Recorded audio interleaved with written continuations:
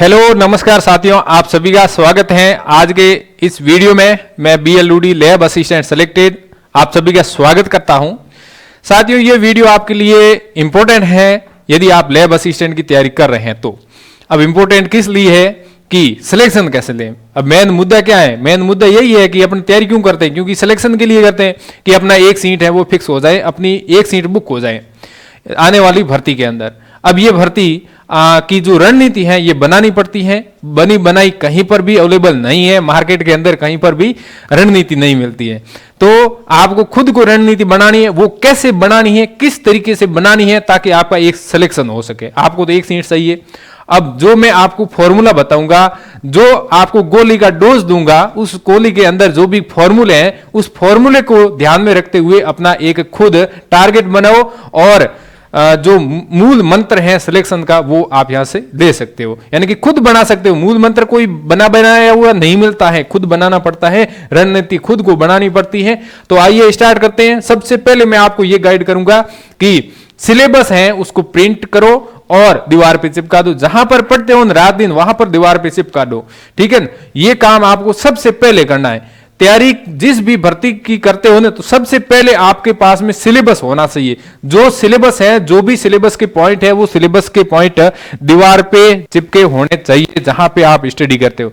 और आप बोलोगे सर दीवार ही थोड़ी खुरदरी है तो क्या करें, तो आप उसके प्रिंट आउट लेकर के अपने पास में रख लो जहां पर आप पढ़ते हो, यानी कि पिन लगा के सारे रख लो। उसके बाद में टाइम टेबल। अब टाइम टेबल बहुत ही महत्वपूर्ण है, क्योंकि अभी हम क्या करते हैं, लगभग आधा घंटा पढ़ते हैं, पढ़ने के बाद में किसी का कॉल आ जाता है तो कॉल पे बात करने स्टार्ट कर देते हैं। और फिर किसी का मैसेज बजता है कि हाय हेलो कैसे हो, तो मैसेज दे के फिर इंस्टाग्राम पे चले जाते हैं, रील देखना स्टार्ट कर देते हैं। तो आपका क्या खराब हुआ, आपका क्या नुकसान हुआ, वो आपको पता नहीं लगता उस समय। तो आपको टाइम टेबल बनाना पड़ेगा। ये आपके लिए टाइम का नुकसान हुआ। तो सबसे पहले मैं आपको ये बताऊंगा कि आप मोबाइल से कम यूज में लो। मोबाइल को कम से कम, जितना आपके उपयोग में हो, जितना आपके फायदेमंद हो, वही चीज आप उस मोबाइल में देखो, बाकी वाली सारी चीजों से दूर हो जाओ। एक नंबर तो ये हो गया टाइम मैनेजमेंट वाला। ये भी इसमें पोर्शन साथ में कि टाइम को मैनेजमेंट कैसे करें। कि सर हमारे पास में एक दिन में 24 घंटे मिलते हैं हमारे को। अरे सबको 24 घंटे ही मिलते हैं, ज्यादा नहीं मिलते हैं, नहीं कम मिलते हैं, सबको मिलते हैं। अब वो आप काम में कैसे लेते हो, वो बहुत ही महत्वपूर्ण है। तो इसका मतलब ये हुआ कि टाइम मैनेजमेंट है वो कैसे करना है। आपको एक शेड्यूल बनाना होगा, आपकी पूरी दिनचर्या बनानी होगी, उस दिनचर्या के अकॉर्डिंग काम करना होगा। और कोई ऐसे होते हैं जो कि सर हम तो दिनचर्या बनाएंगे नहीं, अरे नहीं बनाओगे तो आप मोबाइल लेकर बैठ जाओगे, तो फिर आपको टाइम का पता ही नहीं चलेगा। 2 घंटा आपको रील में खराब हो जाएगा, तो नुकसान ही हुआ ना आपको। लेकिन आप टाइम टेबल के अकॉर्डिंग टाइम बार बार देखोगे कि यार इतने बजे से इतने बजे तो मेरे को ये सब्जेक्ट पढ़ना है, तो पढ़ना है मतलब पढ़ना है, तो आपके मन के अंदर वो विचार आएगा, तो आप पढ़ने बैठ जाओगे। तो सब्जेक्ट के अकॉर्डिंग टाइम टेबल है वो सब्जेक्ट के अकॉर्डिंग बना दो। यानी कि सुबह कितने बजे उठना है, फिर कौन सा सब्जेक्ट पढ़ना है। यानी कि मेरा मानो तो सुबह आप जल्दी उठ के एक आदत जैसे ही बनाओगे। कोई ऐसे विद्यार्थी होते हैं जो देर रात तक पढ़ते हैं। अब मेरा शेड्यूल मैं बताऊं तो मैं तो देर रात तक पढ़ता था, 2 बजे 3 बजे तक, कभी कभी 3-4 ही बज जाते थे। तो किसी सबका अलग अलग टाइम है वो होता है पढ़ने का। तो कोई रात को देर रात तक पढ़ता है, कोई सुबह जल्दी उठ के पढ़ता है। यदि आप सुबह जल्दी उठ के पढ़ते हो तो भी ये बहुत ही अच्छा है, और देर रात तक पढ़ते हो तो भी आपका मन है, आप डिसाइड कर सकते हो जो आपके अनुसार। अब जैसे मान लो मैं सुबह उठना स्टार्ट कर दूं तो 3 या 4 दिन तक तो मेरे को अजीब अजीब लगेगा और थोड़ा थोड़ा है वो मुश्किल से उठा जाएगा और मुश्किल से पढ़ा जाएगा। लेकिन फिर रूटीन में आ जाएगा ना, तो रूटीन के अकॉर्डिंग हम जो रोजाना है वो उठ जाएंगे और पढ़ना स्टार्ट कर देंगे, सिलेबस है वो जल्दी कवर कर लेंगे। तो सबसे पहला पॉइंट ये है कि आप टाइम टेबल बनाओ। कितने बजे उठना है, कितने बजे सोना है, कितने बजे से कितने बजे के बीच में अपने को खाना नाश्ता बनाना है और खाना खाना है, ये सारा। और साथ ही साथ सब्जेक्ट को बताऊं कि इतने बजे मेरे को जीके वाला पोर्शन पढ़ना है, इतने बजे से इतने बजे मेरे को ये साइंस वाला पोर्शन पढ़ना है, इतने बजे से इतने बजे मेरे को ये टॉपिक पढ़ने हैं, और इतने दिनों के अंदर मेरे को ये टॉपिक क्लियर करने हैं। ये सारा आप मन के अंदर लेकर चलोगे ना, तो आपका सिलेबस समय पर कंप्लीट हो जाएगा। और वरना आपका सिलेबस होगा ही नहीं। धीरे धीरे आप 1-2 साल तक तैयारी करते रहो तो आपका सिलेबस कभी कंप्लीट होने वाला नहीं है। क्योंकि एक शेड्यूल बनाना पड़ता है, एक टारगेट बनाना पड़ता है, पड़ता है, एक लक्ष्य बनाना पड़ता है, वो कोई और नहीं बनाता, वो आप खुद बनाते हो। ठीक है, तो सबसे पहले तो आपको काम क्या करना है, सिलेबस को प्रिंट करना है, फिर टाइम टेबल बनाना है और टाइम मैनेजमेंट, ये बहुत ही महत्वपूर्ण है। टाइम खराब बिल्कुल नहीं करना है, टाइम बहुत ही कीमती है, ये आपको समय आने पर ही पता चलेगा। ठीक है, आगे हम बात करें कि फिजिक्स को कैसे कवर करें, केमिस्ट्री और बायोलॉजी को कैसे कवर करें। सबसे पहले यदि आप पहली बार तैयारी कर रहे हैं तो किसी से आपको थोड़ी सी हेल्प की जरूरत होगी, चाहे वो आपका कोई साथी हो, चाहे ऑनलाइन कोर्स हो, चाहे ऑफलाइन कोर्स हो, कोई ना कोई आपको गाइड करेगा, तभी जाकर के आप कुछ कर पाओगे। यदि आप पहली बार तैयारी कर रहे हैं तो सबसे पहले आप क्लास, ठीक है, क्लास लो, क्लास चाहे ऑनलाइन हो ऑफलाइन, क्लास को देखा, या जैसे मान लो मैं बात करूं ऑफलाइन की, तो ऑफलाइन आ गए और ऑफलाइन आपको जो पढ़ाया जा रहा है वो पढ़ लिया। अभी फिलहाल कोई ऑफलाइन बैच स्टार्ट नहीं है तो ऑनलाइन की बात कर लूं, ऑनलाइन तो अभी अवेलेबल है, तो ऑनलाइन के क्लास के वीडियो देख लिया, क्लास के वीडियो देख लिया, उसके बाद में नोट्स तैयार कर लिया, क्योंकि यह बहुत ही महत्वपूर्ण है, क्योंकि लास्ट टाइम में एग्जाम से पहले आपको दोबारा रिवीजन करने से पहले आपके पास में यह चीज अवेलेबल होनी बहुत जरूरी है। तो नोट्स बहुत ही महत्वपूर्ण है, नोट्स बनाने पड़ते हैं और नोट्स वही होते हैं जो आपके पढ़े हुए हो। अब नोट्स वो नहीं है जो आपको समझ में नहीं आ रहा है, कोई उल्टा सीधा लिखा हुआ है। अब जो पढ़ रहा है, जो क्लास खुद ने बनाए हैं, जिसने मतलब नोट्स बनाए हैं, उसको तो वो समझ में आ जाएगा, लेकिन आप दूसरे के नोट्स को लेकर के खुद लिखोगे या खुद पढ़ने बैठ जाओगे तो कुछ ऐसी लाइनें होगी जो आपको समझ में नहीं आएगी। नोट्स उसके बाद में आपको याद करने पूरे नोट्स याद करने के बाद यानी कि थ्योरी को क्लियर कर देना है। थ्योरी क्लियर करने के बाद में मैंने जो बेस्ट बुक बताई क्वेश्चन प्रैक्टिस के लिए, उसमें से एमसीक्यू प्रैक्टिस करो मैक्सिमम। साइंस वाले पोर्शन में यदि आप क्वेश्चन प्रैक्टिस नहीं करते हो तो आपका सिलेक्शन नहीं है, श्योर मान लेना। क्वेश्चन प्रैक्टिस के बाद में आप टेस्ट दो, ठीक है, ताकि आपको पता तो चले कि मेरा स्तर किस तरीके से है, क्या मैं क्वेश्चन को हैंडल कर पा रहा हूं या नहीं कर पा रहा हूं। इसका मैं टेस्ट सीरीज भी लॉन्च कर दूंगा, बहुत सारे साथी है जिसको टेस्ट सीरीज की जरूरत है तो ये भी लॉन्च कर देंगे। फिर केमिस्ट्री में भी ये सेम की सेम प्रोसेस रखनी है, ठीक है, और बायोलॉजी में भी ये सेम की सेम प्रोसेस रखनी है, ठीक है। यदि इस तरीके से आप तैयारी करोगे तो साइंस वाला पोर्शन आपके 100% तैयार हो जाएगा। अब क्या होता है कि कभी कभी हम पढ़ते हैं किसी एक सर से, फिर अपने को लगता है दूसरा सर का वीडियो देख ले। यूट्यूब पे तो बहुत सारे सर जिसके वीडियो अवेलेबल हैं, तो 19-20 का हर टीचर के अंदर वीडियो के अंदर अंतर होता है, उसके कंटेंट के अंदर 19-20 का मतलब थोड़ा सा अंतर होता है। तो अपने पहले एक टीचर का वीडियो देखा, फिर उसमें लगा कि बढ़िया है, फिर दूसरे टीचर का वीडियो देखा, उसमें कुछ अलग चीज अपने को मिली कि ये पहले वाला तो कुछ काम का नहीं है, अब ये ठीक है। तो जब तक आप अपने एक फिक्स टीचर को नहीं रखोगे तो आप भ्रमित होते जाओगे, क्योंकि 19-20 का अंतर हर जगह आपको मिल जाएगा, ठीक है। तो एक फिक्स टीचर से जुड़े हुए हैं तो बढ़िया, यदि सेल्फ स्टडी कर रहे हैं तो उसके लिए मैं एक अलग से वीडियो बना दूंगा। और वैसे ही मान लो कि सेल्फ स्टडी के लिए आपको ये क्लास वाली वीडियो देखनी नहीं है, आपके नोट्स तैयार है और फिर क्वेश्चन प्रैक्टिस करो, फिर टेस्ट सीरीज ज्वाइन करो या टेस्ट दो, ठीक है। ये काम आपको इसमें फिजिक्स, केमिस्ट्री और बायोलॉजी में करना है। उसके बाद में हम बात करें कि हमारे को तो ऑनलाइन जरूरत है, तो अपना ये एप्लीकेशन है जिसका नाम सर्वोदय कैरियर इंस्टीट्यूट ऐप, जो प्ले स्टोर पे अवेलेबल है, जिसपे लैब असिस्टेंट का कोर्स है वो लॉन्च किया हुआ है, पशु परिसर का भी लॉन्च किया हुआ है। तो आप यहाँ से ज्वाइन करोगे तो क्लास के वीडियो, नोट्स की PDF, टेस्ट सीरीज और एग्जाम से पहले जो टेस्ट सीरीज है वो भी अवेलेबल हो जाएगी। यूनिट वाइज वगैरह जो भी टेस्ट है वो सारी सुविधा आपको यहाँ पर मिल जाएगी, ठीक है। ये तो यहां पर बात हो गई कोर्स से संबंधित। अब हम आगे बात करते हैं कि राजस्थान जीके को कैसे क्लियर करें, ठीक है।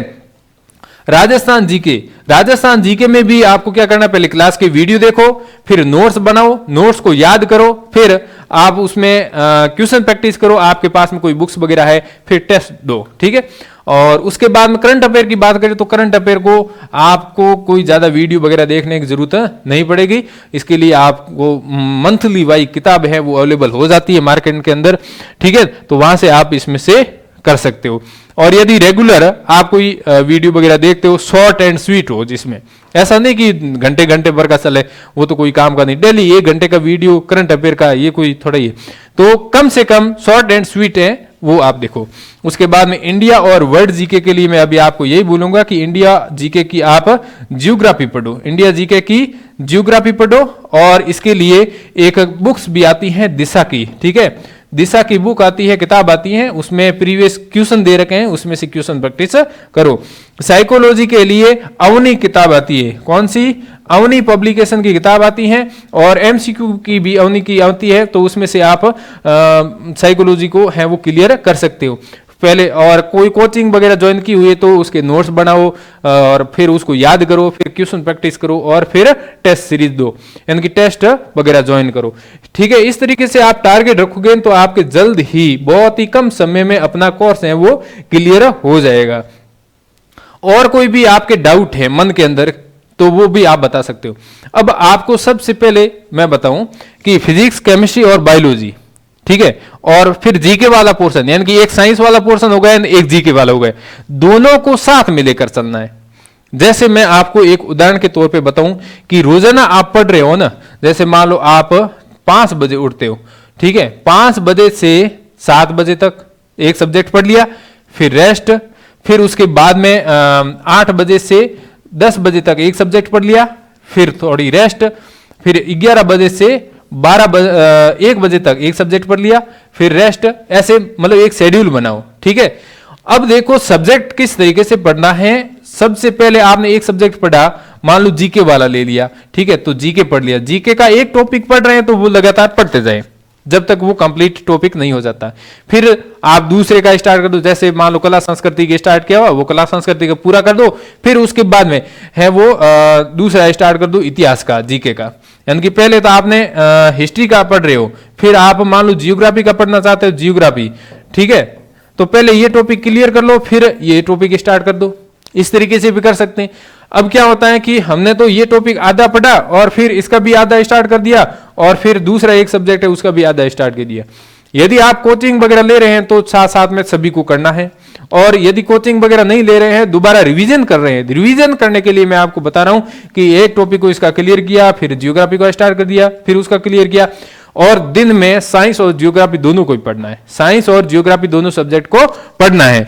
ऐसे आप पढ़ोगे तो मेरे हिसाब से बेटर रहेगा। वरना क्या होता है कि हम थोड़ा सा, जैसे मान लो फिजिक्स पढ़ी, हम सुबह फिजिक्स स्टार्ट कर दी, फिजिक्स के अंदर हमने 5 पेज पढ़ लिए, याद कर लिए, 5 पेज की थ्योरी है वो याद कर ली, और फिर मान लो इस फिजिक्स के अंदर 30 पेज है, कितने पेज है थ्योरी के अंदर, 30 पेज है, तो ऐसे ऐसे पास करोगे, ठीक है। और साथ में आप दूसरी तरफ केमिस्ट्री पढ़ रहे हो, ठीक है, केमिस्ट्री पढ़ रहे हो, और पहले तो आपको क्या करना है, इसमें ये क्लियर कर देना है, एक टॉपिक है वो लगातार पढ़ के क्लियर कर देना साइंस वाले में, और फिर आप केमिस्ट्री का ले लो, या फिर दो सब्जेक्ट ऐसे साथ में ले लो, एक बार बोटनी और फिजिक्स ले लो, और जूलॉजी और केमिस्ट्री ले लो, एक दिन के अंदर 2 सब्जेक्ट ले लो। जैसे फिजिक्स ले लिया और फिर बोटनी ले ली इसके साथ में, और केमिस्ट्री ले लिया, इसके साथ में जूलॉजी ले लो, क्योंकि पोर्शन है वो जूलॉजी और केमिस्ट्री का लगभग बराबर है, इसका बराबर है। तो पहले इनका एक एक टॉपिक लेकर चले और फिर इनका एक टॉपिक लेकर चले, तो इस हिसाब से साथ साथ में सभी टॉपिक हैं वो क्लियर होता जाएगा और बोर भी नहीं होंगे। और इस प्रकार आप जीके के भी पोर्शन को लेकर के चल सकते हो। ऐसा नहीं कि हम के आज पूरा दिन एक हिस्ट्री ही पढ़ेंगे, ऐसा नहीं करना, ठीक है। आपको हिस्ट्री भी पढ़नी है और साइंस वाला पोर्शन भी पढ़ना है। इस तरीके से दोनों साइंस वाला और जीके वाला दोनों पोर्शन को साथ में लेकर चलना है, ठीक है। इस तरीके से आप तैयारी करोगे तो बढ़िया तैयारी हो जाएगी। एक शेड्यूल बनाना है कि इतने दिन से मेरे को ये टॉपिक क्लियर करना है, इतने दिन से मेरे को ये टॉपिक, यानी कि आने वाले 1 महीने का शेड्यूल आप पहले ही बना दो। आने वाले 1 महीने का आप ऐसे ही शेड्यूल रफली बना लो। बनाने में क्या जाता है, उसके अकॉर्डिंग अपने को हिम्मत मिलेगी, अरे मेरे तो अभी ये इतने ही दिन बसे हुए हैं, मेरा 30 दिन का एक टारगेट है कि 30 दिनों में मेरे को फिजिक्स के 5 यूनिट है वो कवर करने हैं, फिजिक्स के 5 यूनिट कवर करने हैं। तो फिर जैसे जैसे टाइम नजदीक आता जाएगा तो अपने मन के अंदर एक विचार आएगा कि अभी तो टाइम बहुत ही कम है, मेरे को टॉपिक ज्यादा है, वो उसमें से हो सकता है 1-2 टॉपिक कम, एक टॉपिक है वो छूट जाए, लेकिन कुल मिलाकर अपन टारगेट बनाएंगे तो उस टारगेट के अकॉर्डिंग है वो अपना सिलेबस जल्दी कंप्लीट होगा। फिर जितनी बार आप रिवीजन करोगे वही आपके लिए महत्वपूर्ण है, यानी कि थ्योरी का कंटेंट जितनी बार आप ज्यादा पढ़ोगे वो उतना ही शॉर्ट होता जाएगा। फिर लास्ट टाइम एग्जाम के टाइम ऐसा होता है कि शॉर्ट होते होते होते होते फिजिक्स के अंदर कुल मिला के शॉर्ट एंड स्वीट निकालेंगे तो लगभग 2 पन्ने ही होंगे, 2 पन्नों के अंदर पूरी फिजिक्स आ जाएगी, 2 पन्नों के अंदर पूरी केमिस्ट्री। इस प्रकार है वो अपनी एक शॉर्ट नोट्स की पीडीएफ वगैरह कंटेंट वगैरह तैयार हो जाएगा, जो एग्जाम से पहले आपके लिए बहुत ही रामबाण साबित होता है। ठीक है, तो आप कोई भी डाउट है तो आप मेरे से पूछ सकते हो, और कॉल ज्यादा ना करें, आप व्हाट्सएप पे जुड़े और मैसेज कर दे, मैं जैसे ही फ्री होऊंगा उसका रिप्लाई दे दूंगा। थैंक यू, धन्यवाद, जय हिंद।